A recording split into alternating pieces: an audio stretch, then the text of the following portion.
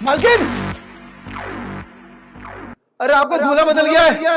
क्या क्या बोल रहे हो तुम? अरे मैं बिल्कुल सच बोल रहा हूँ, एकदम बिल्कुल सफेद सच। अरे ये क्या बोल रहा है तू? अरे मैं बिल्कुल सच बोल रहा हूँ, बिल्कुल एकदम सफेद सफेद सच। ये आपका दूल्हा नहीं है, ये कोई और है। तेरा दिमाग खराब हुआ? कैसे आया तू हमारे रूम में? हाँ, ये प्रिंस की आवाज तो नहीं है। और तुमने सेहरा क्यों लगा रखा है? तुमने तो सेहरा उतार दिया था ना, ये तुमने दोबारा से क्यों लगा लिया? ये तुम्हारी पर्सनालिटी को क्या हो गया?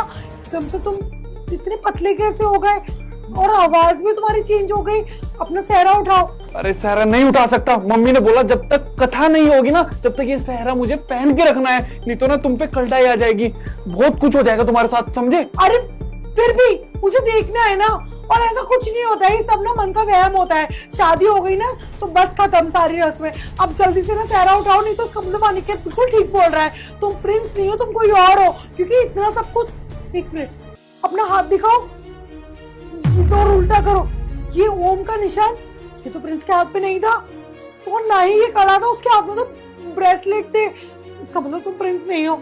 अभी की अभी अपना सेहरा उठाओ, नहीं तो मैं पुलिस को बुलाती हूँ। अरे मेघा, मैं ही मैं पुलिस को बुलाऊं या फिर तुम अपना सेहरा उठा रहे हो? तुम तो प्रिंस नहीं हो, तुम हो कौन? तुम यहाँ कैसे आए? मैं प्रिंस का दोस्त हूँ। प्रिंस के दोस्त हो तो तुम यहाँ क्या कर रहे हो? प्रिंस को होना चाहिए ना यहाँ पर। तो प्रिंस चला गया, उसको ना वो तुमसे शादी नहीं करना चाहता था, वो किसी और से प्यार करता है, इसलिए वो कहीं और चला गया। उसने बोला कि मेरी पत्नी अकेली रह जाएगी तो उससे शादी कर ले जाके। मतलब शादी तो तुम दोनों की हो ही रखी थी, मैंने सोचा सुहागरात वाले दिन मैं आ जाऊंगा तुम्हारे कमरे में और बस आके तुम समझ जाओगे। अनिकेत तू जा।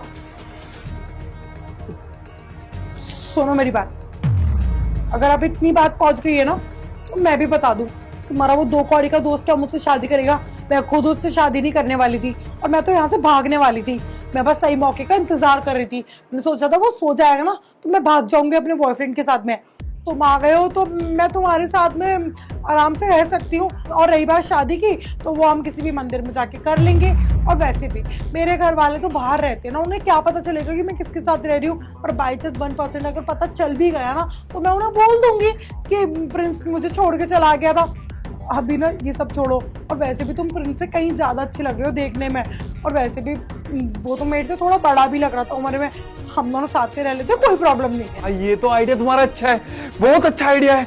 सही हुआ प्रिंस भाग गया, अब तो मेरी किस्मत खुल गई। किस्मत क्या, सब कुछ खुल गया, समझ रहे हो? आओ पास आओ।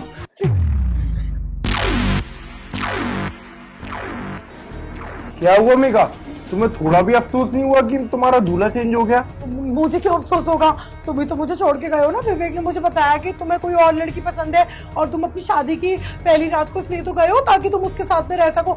ठीक है, मुझे कोई प्रॉब्लम नहीं, तुम जा सकते हो उसके साथ में। और वैसे भी मुझे तो अपने घर वालों को बताना ही पड़ेगा ना कि मेरी शादी किसी ना किसी से हुई है। उन्होंने तो मुझे वहां से विदा कर ही दिया ना, तो मैं विवेक के साथ रह लूंगी। अच्छा, विवेक के साथ रह लूंगी?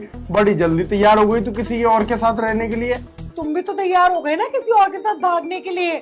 मेघा, वो सारी चीजें जो अभी हुई है ना, वो सारी की सारी चीजें एक प्लान का हिस्सा थी। मैंने और मेरे दोस्त विवेक ने और मेरे घर के नौकर अनिकेत ने मिलके ये प्लान बनाया था कि हम लोग तुम्हारा लॉयल्टी टेस्ट लेंगे। और देखो, हमने तुम्हारा लॉयल्टी टेस्ट लिया। मैंने विवेक को बोला कि मेरी जगह आके वो लेट जाए, और उसके बाद हम देखते हैं कि आखिरकार मेघा के रिएक्शन क्या होंगे। और तुम्हारे रिएक्शन तो बिल्कुल पॉजिटिव थे।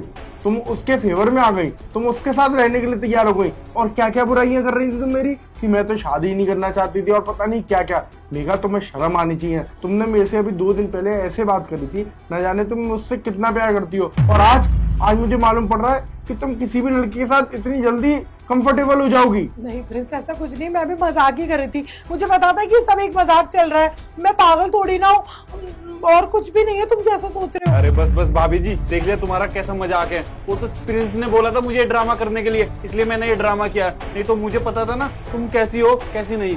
साहब जी, मैंने कहा था ना कि आप दोनों की शादी से पहले मैंने इनको कहीं ना कहीं देखा है, और जरूर वही चीज हुई है।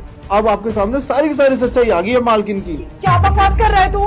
हाँ, किसके साथ देखा है तूने मुझे? एक तो ना तूने आकर यहाँ पर हल्ला मचाया, मैं तो सो रही थी ना। प्रिंस, ये लोग ना मुझसे फंसाने की कोशिश कर रहे हैं, ये लोग नहीं चाहते कि तुम्हारी शादी हो।